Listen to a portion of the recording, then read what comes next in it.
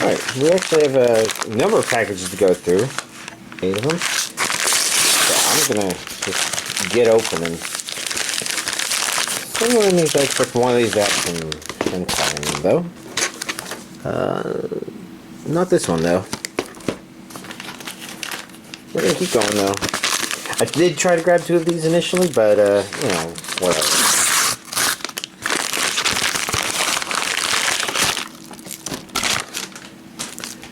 Vision, Ghost Stories. Let's see, we got something from Right Stuff.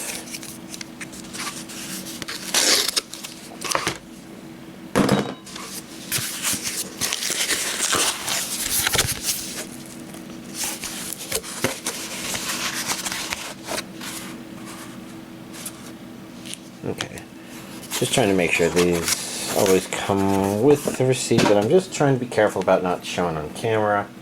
It did come with this Madness, Anime Madness Begins. Okay. Did I order 2 of these? Well, I got 2 of them apparently. Whatever.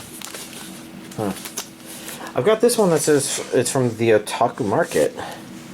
Although it looks like the only way for me to open it up is on the side with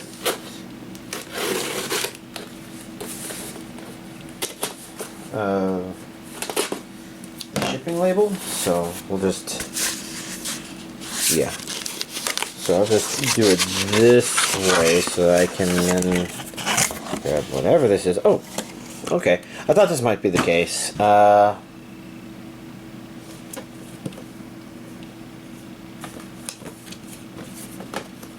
Sorry, I'm just needing to be careful about what I show on the camera, because while I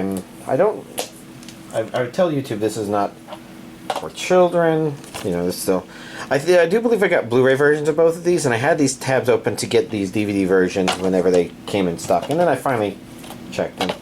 Well, here they are. If you're kind of curious, the Otaku Market thing is pretty cool. Best rates, better selection, hentai, okay. But, interesting little graphic. Still not done. Like I said, a lot of stuff. So this whole kind of package, I'll open it like that. Okay. I'm pretty sure that's not something I already had. And then for these, I like to make sure the DVDs are all on the bottom. At least start opening them with the scissors, because then, you know, they just right open. Oh. Oh, yeah, here's the Blu-ray version of one of those hentais. The other one I got at some other point, I think.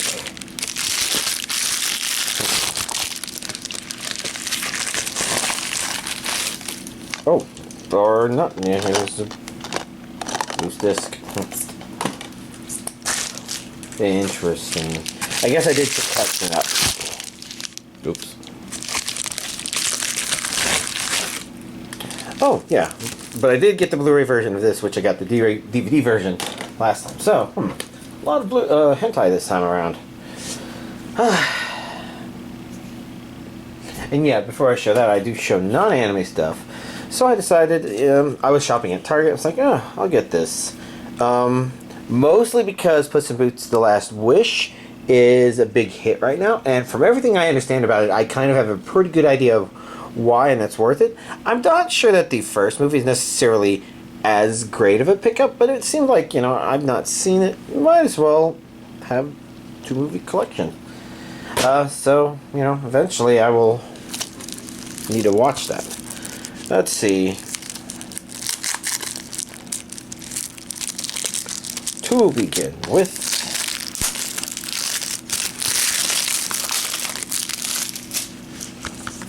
we got Teasing Master Takagi-san the movie, which again, it felt like I got this, but I kind of did a search and I don't know if I did, and whatever.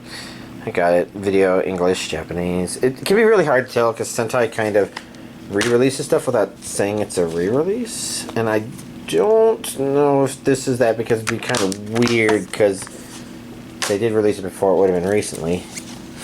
So I guess I have 2 of these. So what I'm probably going to have to do is double check to make sure that I actually ordered 2 of them. And maybe I ordered one through Right Stuff and I ordered one through Amazon, and the one through Amazon I ordered a long time ago. Well, a search of my Google inbox should reveal, but I don't know. Well, I've bought duplicates before. This is interesting in that it's the first time I've bought a duplicate. Did I announce which regions this was? This is region A only.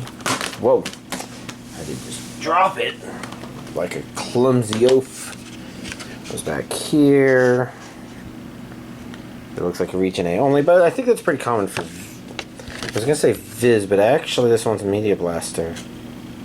Isn't it? I think that's what that says. Yeah, Media Blaster.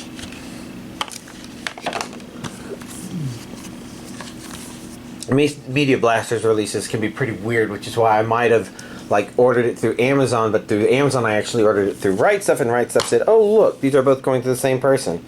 And, well, fair enough. Maybe I could work on getting a refund or something like that. I was just kind of curious. This side felt heavier for some reason, so I was just kind of curious looking at it if it felt like a pressed disc, because I feel like sometimes Media Blaster does that, but I'm not sure.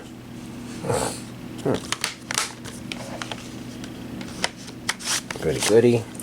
This one, it was kind of harder to get it to show up than I would have thought, but I knew it was there, so... Revisions. Complete collection. From the makers of Code Geass. I did wonder if I saw some stuff that made me think that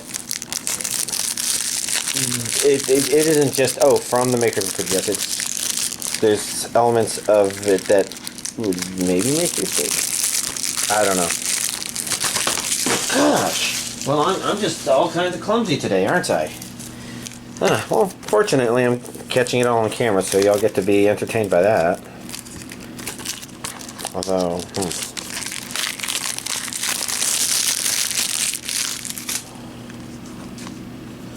let's see. What can we say about this? I see it's region A. It says an English dub. Did this have an English dub? I keep forgetting to even say it out loud, so I can't remember whether or not I said it. And this one I can't tell, but it's Media Blaster, actually. I was about to say it's Viz, but actually it being Media Blaster, English and Japanese stereo. So probably an English dub of that, too. And an English dub of this. Region A only. I already said the Region A only. There's some annoying plastic there.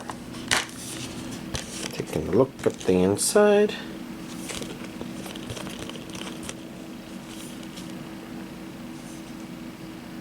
It's interesting. So they're both the same picture, but one's from the front and the other's from the back. Kind of cool. Here we have Ghost Stories. I wasn't quite sure because Right Stuff had 2 listings, and one of them I think wasn't quite there. And I do believe this was just something that was picked up by Eastern Star Discotheque. Yeah, that's Discotheque. The important thing here is you can see that there's both the original Japanese and English dub. And most likely this is not a new English dub, but it would be... It kind of doesn't want to come out.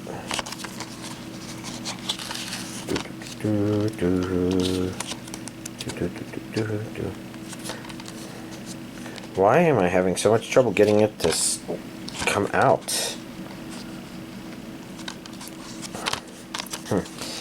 Interesting.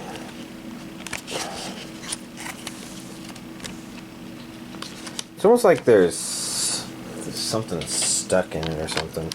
I wonder, can I get this in there without damaging anything?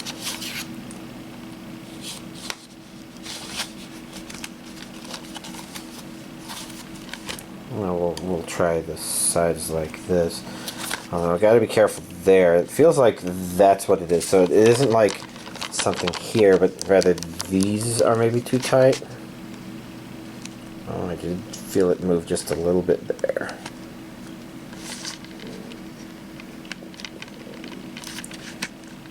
And it stopped. So let's not do that while holding the letter punch. The letter opener, sorry. We're just going to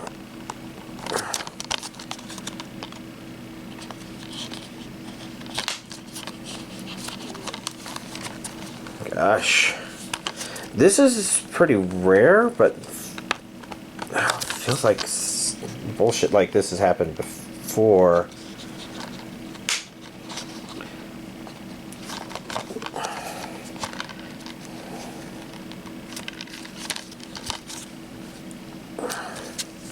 I mean, I'm also kind of feeling like there's a little bit of lip right there, which makes me think that maybe this got sealed a little too closely. So I guess I'm going to very quickly open this one as a point of comparison. Who do you think you can beat? Aim for the ace. Oh, but this is only sliding out just fine. Looks like an older show, but it looks kind of neat. I see it's a Japanese with English subtitles.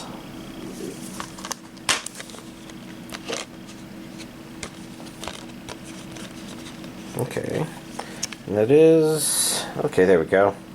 It's kind of hard to tell what it was because with most of the guy covered underneath that disc. Okay. Yeah, like I said, I can kind of tell that this was folded over and glued right there. And yeah, I can kind of feel it's not sticking out as much there. So I think that's what happened with this, and maybe this will just be something that's not widespread out there. And fortunately, it's not like I need yeah, I probably can't get this in there. I'm trying to be careful about it because it's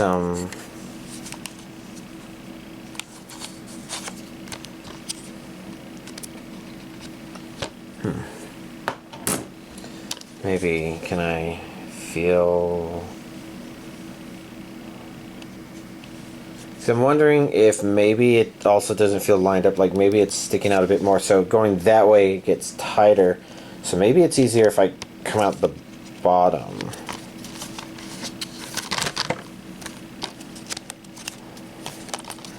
It's interesting, I've not had a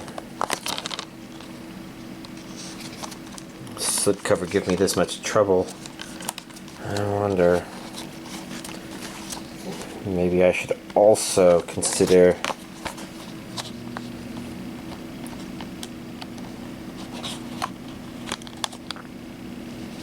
there we go.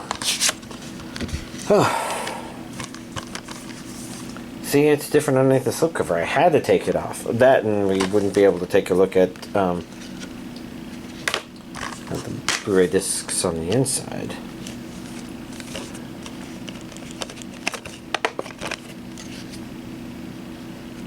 The artwork is a little... It's busy in a good way that I do want to see it more and better. It's pretty good. So, if you're not familiar with the English dub on this, they were allowed to go pretty crazy with it. As in, like, I think a lot of the voice actors made up traits for their own characters. It's something that doesn't respect the original material too well, per se. But if you want to hear something that's voice acted by professional voice actors, kind of having fun, it's pretty legendary in that regard. With, okay, and that went back in. Probably never coming out. But I'm always glad to see it comes with Japanese with English subtitles in case people want to watch the original and get the original experience. Now, again, I'm assuming that the English dub that's on here is the legendary dub. But, you know what they say about assumptions. And so I can't say it definitely is. If you need me to pop it in, well, I just fucking put the slipcase back on, so I might never open it again. But I probably should. I probably should have just kept it out and verified, like, on camera or something. Symphogear or something, the complete. What does that say? 5th season? That does say 5th season. It's just so hard to keep track of because, first of all, I can't read this, and I guess I can read that, complete 5th season. Maybe it's just Symphogear down there. It's a pretty title, but, I don't know. It's kind of crazy. It's like this series keeps coming out, and I haven't watched any of it. That's Japanese with English subtitles only. Region A. I haven't looked at the others too closely, but this went on for 5 seasons at least, maybe longer.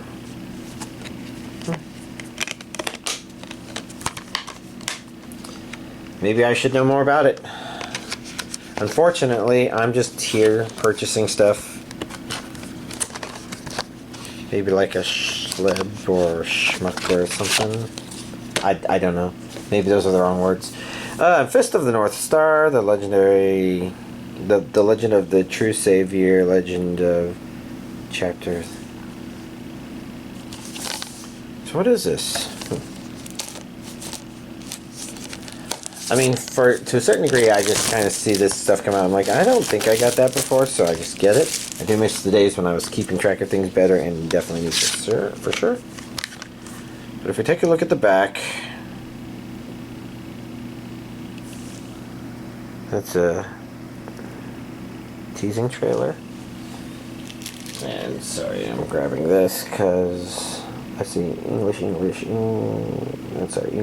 Japanese. One movie.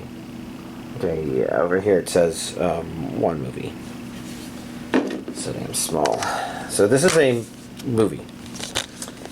Probably one I've already gotten before. With a wasteland scenery.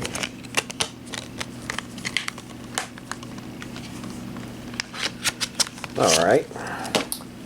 And then Jujutsu Kaisen, which maybe y'all saw at the very beginning and that made you wet your lips the most, and you're like, oh yeah. Because I know this one's pretty popular, and you know, again, watching it, there was something about it that didn't quite get me, but fortunately for the series, it was definitely not the action.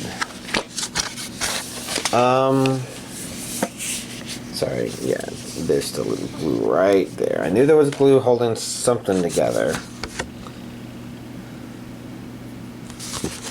So what can we make from the back? So for starters, Viz, Warner Brother, episodes 1 through 12, English subtitles, English and Japanese audio.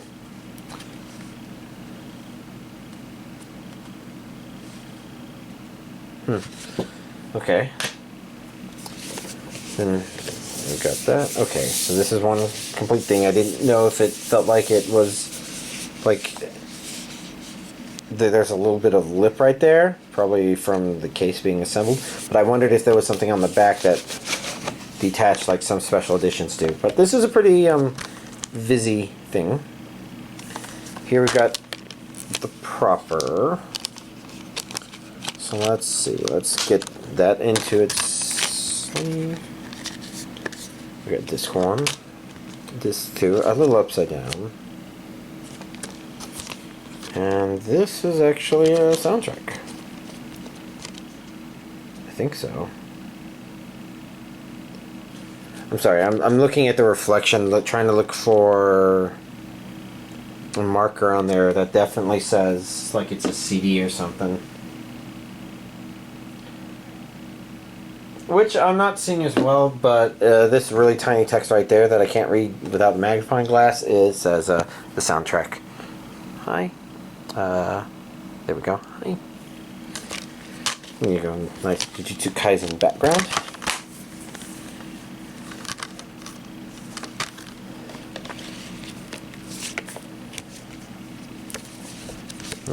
Okay, there's actually two booklets here. We'll begin with the one on the bottom. which I think was a little upside down. Okay. Maybe this one was as well. Jujutsu. Oh, cool. We got something there that looks hand-drawn, but it, while it does kind of have a sketchy feeling similar to, what do they call that? Storyboarding? It didn't look like it was a storyboard. And I'm kind of curious. But let's put that aside and take a look at the postcards.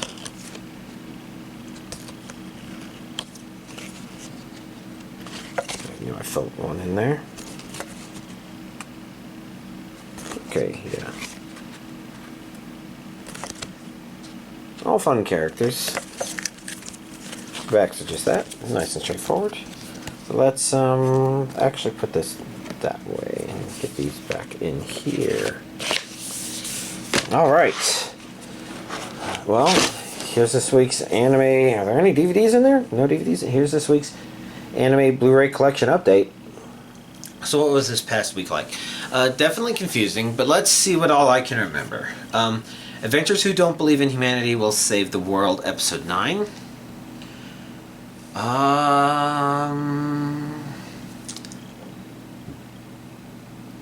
Okay, that's right. I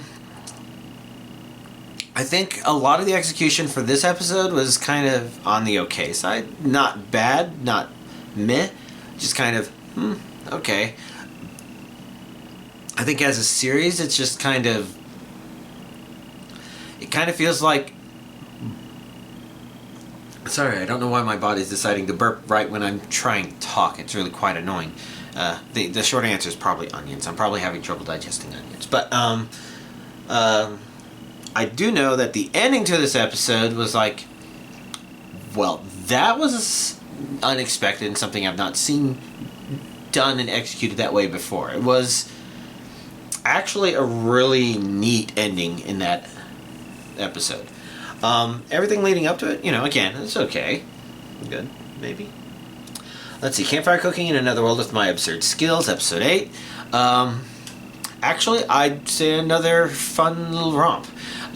It as a show maybe has a similar problem in terms of I'm not quite sure where this is all leading, but it does still kind of just have little threads which kind of are like, oh yes, you're not supposed to care too much, but each episode does still have something interesting. Like, for example, this episode was called Boss Monsters Are Really Quite Tasty or something like that.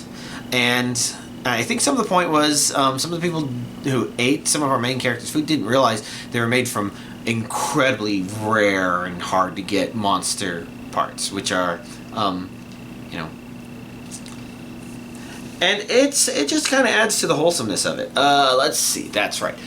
One thing that was very great about this episode was, like I said, Sui is probably the cutest slime I've ever seen. Maybe cutest companion ever. That's definitely something that would be up for debate, of course.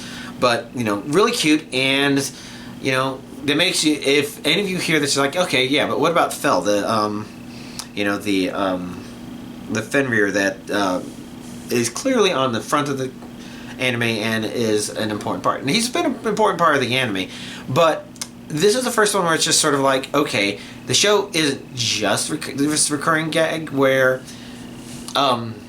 he's like, the main character just keeps liking that little slime. Why doesn't he like me as much? Or anything like that. Like, it doesn't say that, but it almost feels like it kind of tugs at that a little bit here and there. But this one, I think, played to Fel's strengths really well in terms of that dynamic and just playing it off well. And the little thread I think that came was that. Very curious. You know, just, the series has just been fun to watch. The Magical Revolution of the Reincarnated Princess and the Genius Young Lady. Let's see. So episode 9 kind of explored the character depths that were trying to be explored in the previous one, and I guess it was pretty okay. It left things in a interestingly open question in terms of what's going to happen. But I guess I'm, you know, curious. You know, still the series feels like there's this issue where I think we fall in love with the main character in the first episode, and it doesn't lean on those strengths for which we fell in love with the main character as well as it feels like it should. This episode feels like it's still not that, but like some of the other episodes where it's just like, oh, I guess this is exploring that character's touching backstory. It works okay. It just kind of, you know, I'm waiting for our main character to wow me. Like, the fact that her father hit her, and it was one of those comical kids where it's not about, oh, look, she got hurt. It's just kind of like, even before he hit her, we, the audience, were like, are you really that dumb? And it's not the, oh, you complete fucking idiot kind of. It's, oh my god, you wonderfully fun to watch idiot. How can you dig yourself into a grave like that? Such a hilarious grave. So, you know, still missing that, but I don't know. We'll just have to see where it goes. Only my episode 9. New Year's episode. Nothing about this one completely jumped out at me. I guess there's a good question of why I continue to watch it, and the truth of the matter is, I think I keep watching it even when the episodes are just like, oh, that's okay. Because the ending is so great. This is one of those anime where I would say that the ending way outperforms the opening. Like, I think both of them are kind of very stereotypical anime opening, ending, upbeat girls singing sorts of songs. But yeah, the main issue I have with the opening is, while it does a lot of neat stuff, it's just a bit incoherent in terms of what it's doing, and it feels a little too coherent in its incoherence at the same time, and so it just feels like a jumble. It just sort of is there, and it's just like, okay, it's there. But the ending is just sort of like a lot. It's like everything that's neat about the series turned up to 11. So I guess I definitely keep watching it because of the ending. But yeah, I'm not sure if anything about this episode itself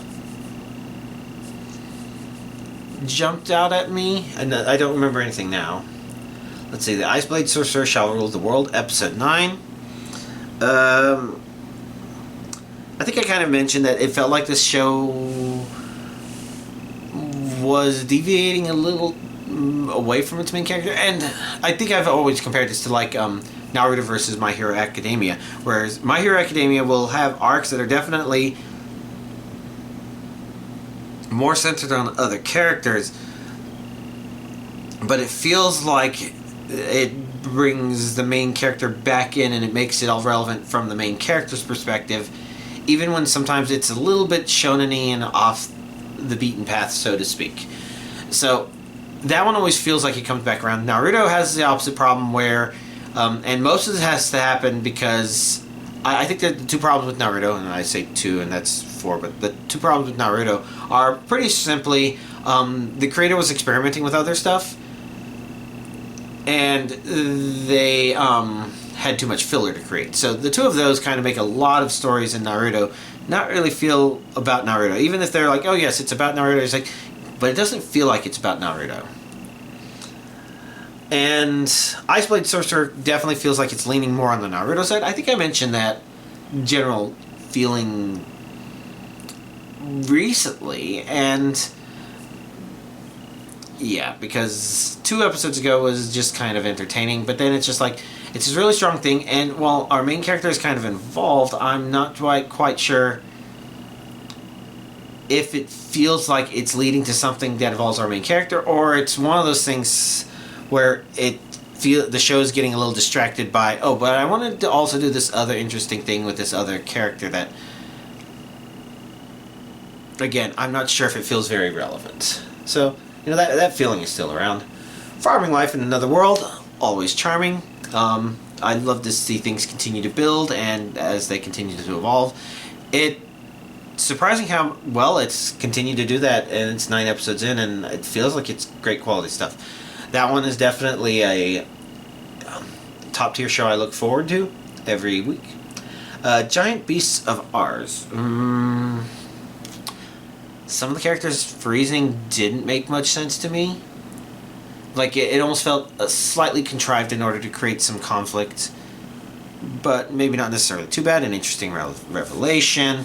I guess something resembling a forward goal for the series, other than just, oh, we created a mystery.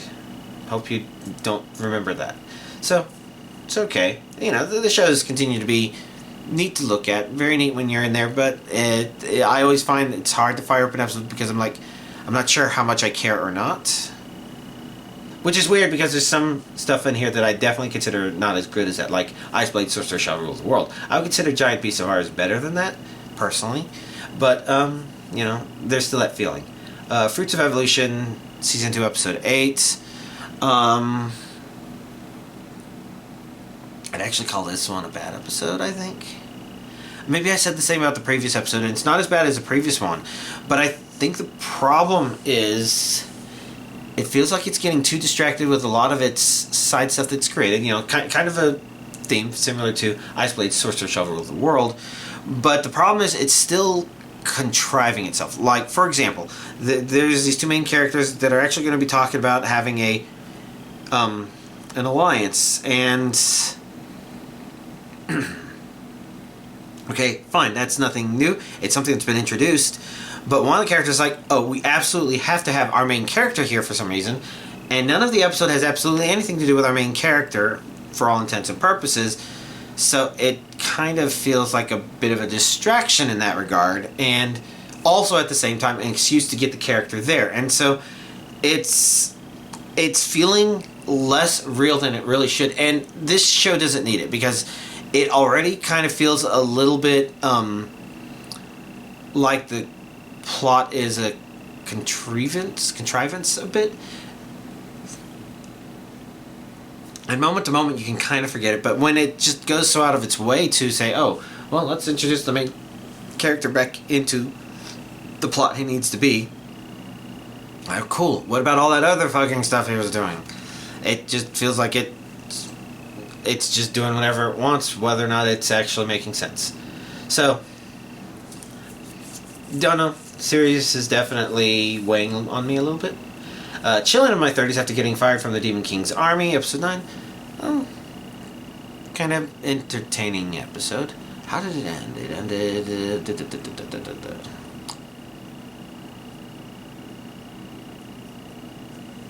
That's right, it ended with that.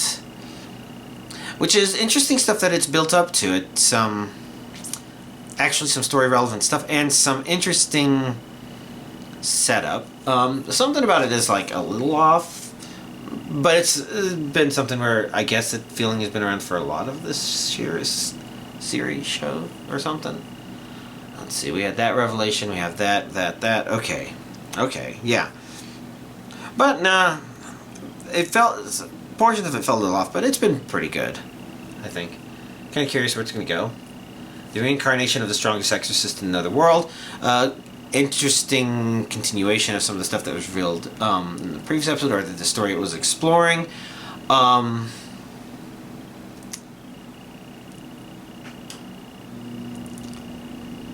There are some elements of this story that still feel like the show doesn't get slavery, but at the same time it's kind of leaning the way like it knows it maybe doesn't quite get it, but at the same time it had some characters doing some rather creepy stuff where it's just like, yeah, no, you may think yourself a good person helping somebody, but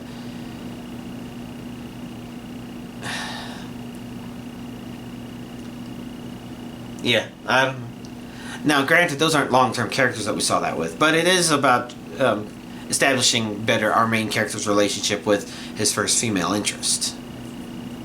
Or the first female interested in him would maybe be a better way of saying it. Let's see. Saving 80,000 gold in another world for my retirement, episode 9. I would say kind of fun stuff. There's some part of me that looks at portions of it and thinks, yeah, there's some elements of this that feel like if our main character was more prepared, like the second episode was kind of suggesting she might be, then some of these things might have been more interesting. There's some coincidental happenstance, but not quite entirely that. Some stuff was just like, okay, what she's done here is kind of interesting, but, you know, for the most part, I guess my main problem with this episode would be that I kind of feel like while it is bringing interesting ideas, I'm not sure if it realizes that it's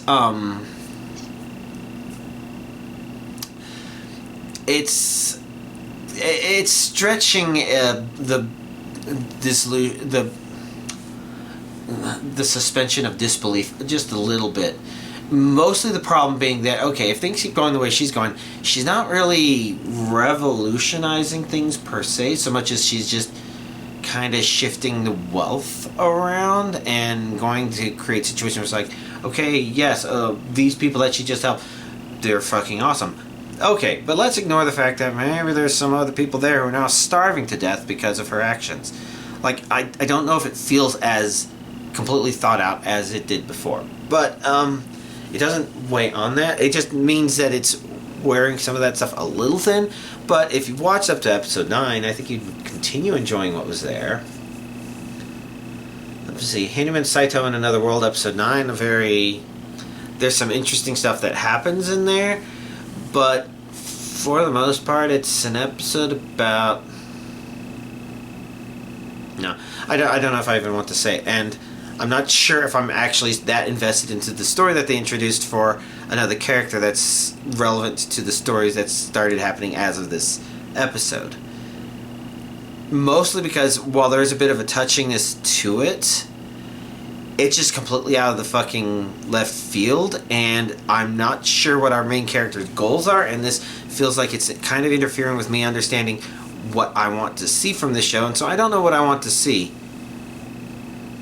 So I don't know, it's not bad per se, it's okay, although the truth of the matter is the humor subject in this one could be a little more provocative to some people who may not find that humor as entertaining.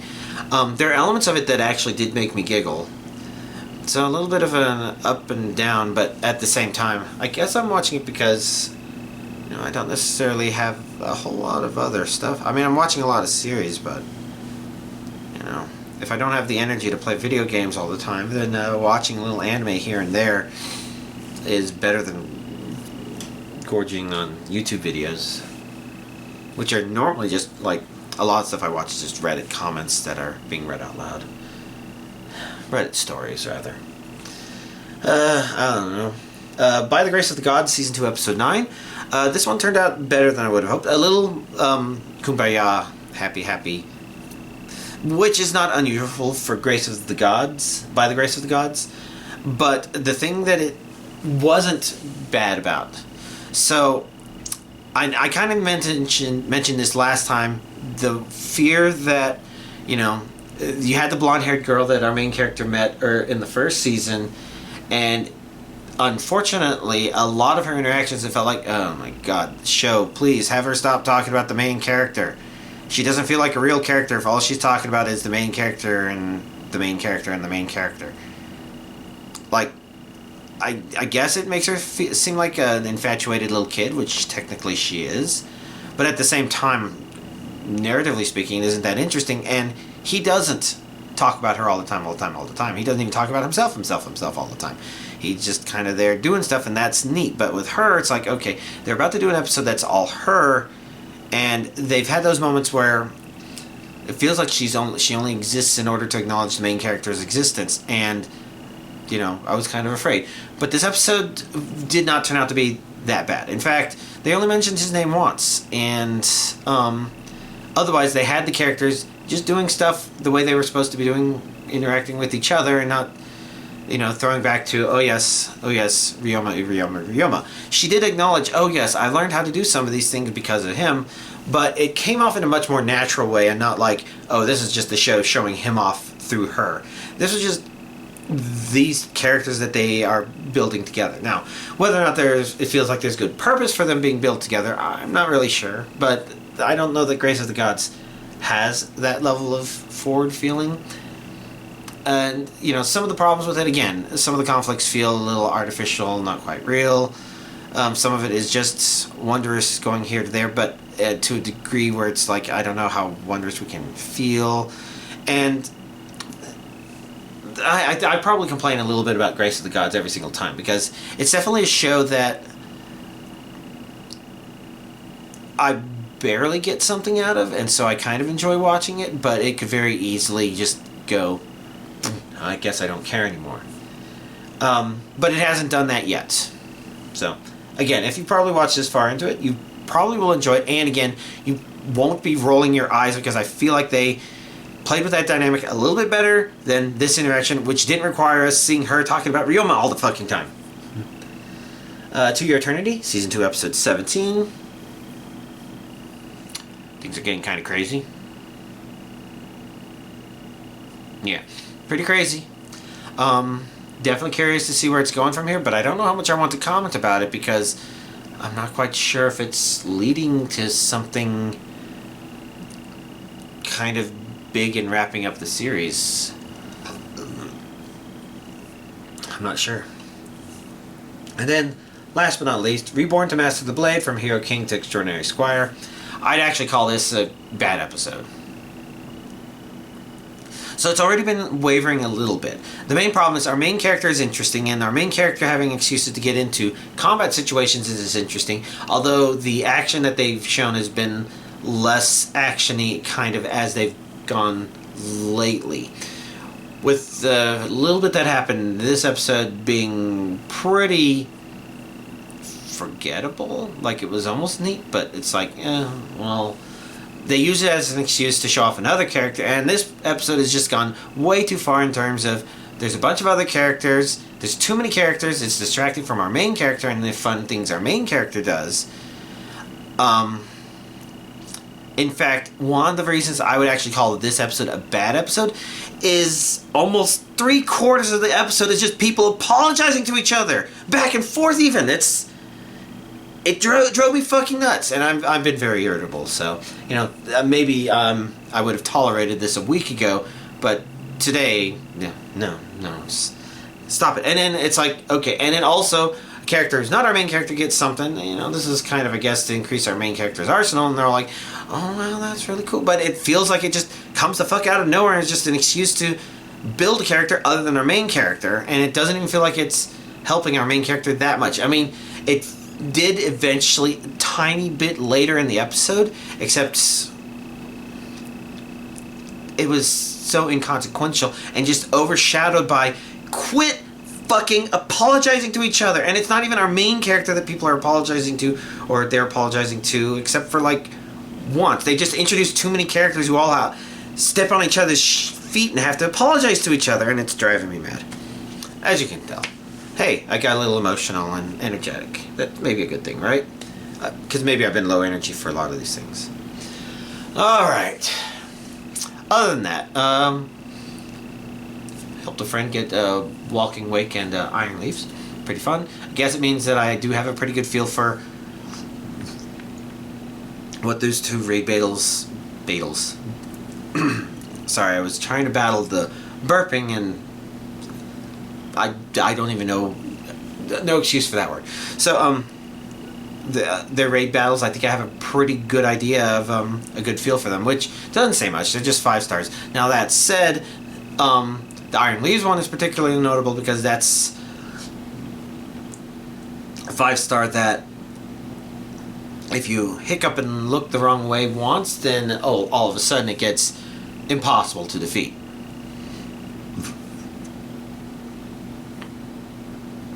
But it turned out okay. I was able to help the friend. It was nice and fun. But that's really the only Pokemoning I've done. I've kept up on Animal Crossing. Did have a... I mean, I haven't even mentioned keeping up on Animal Crossing. But other than that, I think the main game focus has been Dead by Daylight. Because tomorrow, or today, the day I'm posting this video, is when the next Dead by Daylight chapter is supposed to come out. And,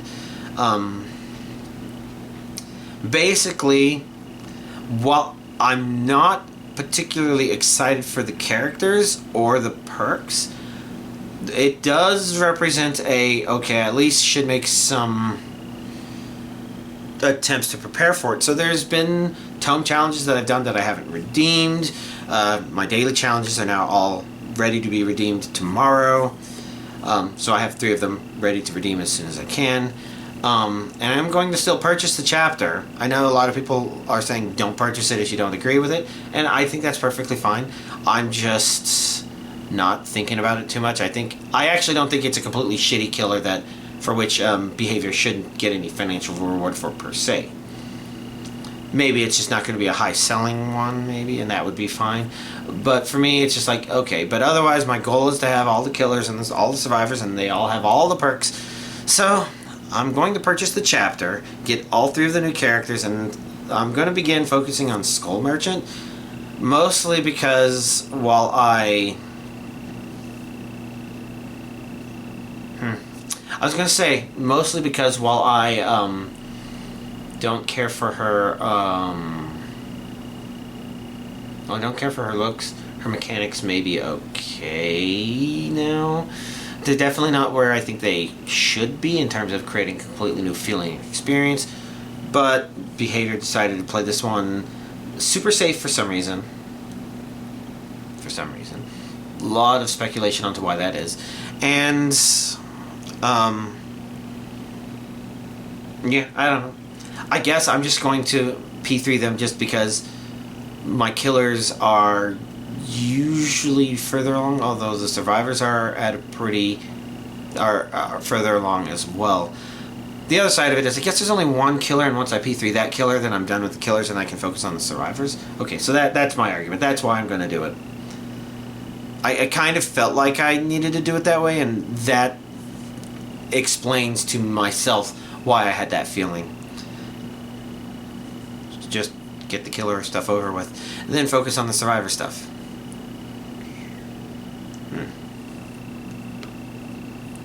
But then after that, I will have some decision making to do, and I don't know. My Dead by Daylight playing is very it comes in small streams, so we'll have to see what I do. But you know, the point is, I'll purchase the chapter. I'll level up Skull Merchant. I might actually play just a little bit after I record this video, just because I think there's room for me to play one more game before I unlock stuff tomorrow, so I will have the blood points I need as well as completing another challenge, hopefully. Yes. Okay. And and yeah, that'll basically be it. Otherwise, I think I'm a little more curious about the the Red Forest map rework, the change to the one map. Curious, so I'll take a look at those. But otherwise, I know I've been kind of feeling like I want to throw on another anime and just watch it. I just haven't decided what that is. And really what I should do is I should finish Log Horizon, because I'm still not necessarily done with that. I just lost my energy, probably around the same point I lost my energy at last time I tried watching it. So I should push through that and continue watching it. But yeah. Alright. That's all my stuff for tonight. Y'all have a nice week.